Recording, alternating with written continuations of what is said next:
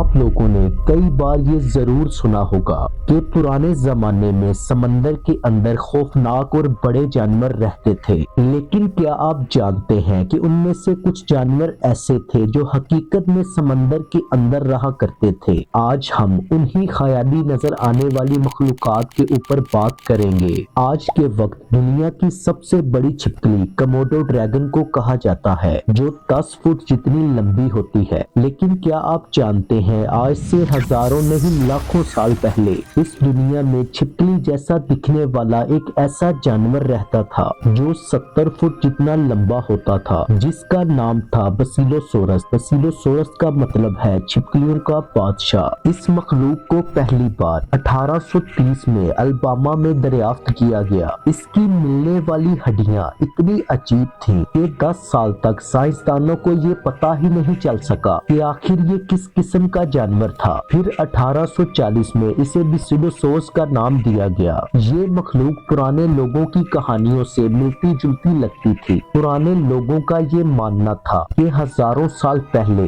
ہماری دنیا میں انسانوں سے 10 گنا بڑی چھپکلیاں رہا کرتی تھیں، جو سمندروں سے لے کر زمین تک اس دنیا پر راج کیا کرتی تھیں۔ سننے میں یہ حقیقت بھی لگتی ہے، کیونکہ اگر ڈائناسور جیسے بڑے جانور اس دنیا میں رہ چکے ہیں تو یہ مخلوق بھی کبھی حقیقت میں اس دنیا میں آئی ہوگی۔ جب بسیلوسورس کے فوسل ملے تو لوگوں نے اسے اسی خیالی مخلوق سے جوڑنا شروع کر دیا۔ کافی کوشش کے بعد بھی سائنسدان اس مخلوق کو سمجھنے سے قاصر تھے۔ کبھی اسے چھپکلیوں کا باپ دادا کہا جاتا اور کبھی ڈولفنز کا اور کبھی ویلز کا۔ پھر آخر میں یہ طے پایا گیا کہ یہ بلو ویل کی طرح ہے، جو آج سے 34 ملین سال پہلے زمین سے ختم ہو گیا تھا۔ یہ مخلوق گرم پانی میں رہا کرتی تھی۔ جب سمندر کا پانی موسم کی تبدیلی کی وجہ سے ٹھنڈا پڑنے لگا تو اس کے لیے زندہ رہنا ناممکن ہو گیا تھا اور یہ ہمیشہ کے لیے اس دنیا سے ختم۔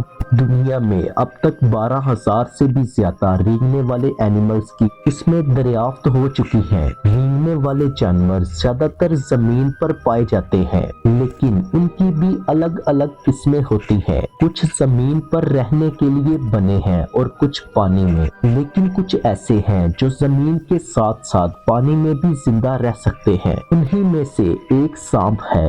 یہ بات تو آپ سب جانتے ہیں کہ دنیا کا سب سے بڑا سانپ ٹائٹانوبوا اور وسوکی انڈیکس رینگنے والے جانور تھے، جو 30 سے 50 فٹ جتنے بڑے ہوتے تھے۔ لیکن کیا آپ جانتے ہیں کہ ماضی میں ہمارے سمندر میں دنیا کا سب سے بڑا رینگنے والا جانور رہا کرتا تھا؟ اس مخلوق کو 1811 میں 2 بہن بھائیوں نے دریافت کیا تھا۔ اس کا ڈھانچہ 82 فٹ جتنا لمبا تھا۔ ایکتوسوریا ایک سمندری رینگنے والا جانور تھا جو اس وقت زمین پر موجود تھا جب ڈائناسور آہستہ آہستہ پیدا ہو رہے تھے۔ یہ مخلوق اتنی پرانی اور اتنی طاقتور تھی کہ اس نے ڈائناسورز کے 4 دور اپنی آنکھوں سے گزرتے ہوئے دیکھے۔ اس مخلوق نے بڑی بڑی تباہیوں اور آفتوں کا بھی سامنا کیا، جن سے ڈائناسورز کی کئی نسلیں اس دنیا سے ختم ہو چکی تھیں، اور یہ واحد ایسا جانور بنا جس نے ڈائناسور کی شروع سے لے کر آخری زندگی کو اپنی آنکھوں سے دیکھا۔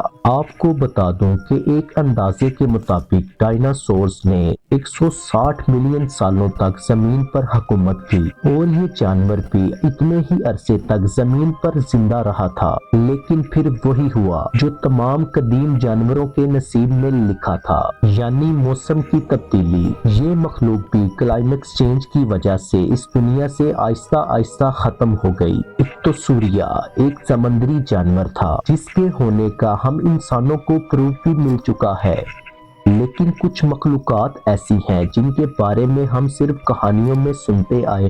انٹرنیٹ پر آپ نے الکریم ماہا نامی مخلوق کی ویڈیو لازمی دیکھی ہوگی۔ اگر میں آپ کو اس کے سائز کے بارے میں بتاؤں گا تو آپ نہ صرف حیران ہوں گے بلکہ آپ کو یقین ہی نہیں آئے گا۔ کہانیوں کے مطابق یہ مخلوق تقریباً 675 میٹر یعنی 2215 فٹ جتنی بڑی ہے۔ آج کے وقت سمندر میں سب سے بڑی مخلوق بلو ویل ہے، جو 100 فٹ جتنی لمبی ہوتی ہے۔ اس بلو ویل کے ساتھ سامنے ہم انسان صرف ایک چونٹی جتنے نظر آتے ہیں۔ اب آپ اندازہ لگا سکتے ہو کہ یہ خیالی مخلوق 22 بلو ویل کو بھی اگر ساتھ ملایا جائے تو یہ ان سے بھی بڑی ہوگی۔ کہانیوں کے مطابق اس مخلوق کے صرف دانت ہی ہم انسانوں سے بڑے ہیں اور اس کے سر پر 6 آنکھیں ہوتی ہیں۔ اس مخلوق کے ہونے کا اب تک کوئی ثبوت تو نہیں مل پایا، لیکن اکثر لوگ اسے مشہور مخلوق بلوپ کے ساتھ جوڑتے ہیں۔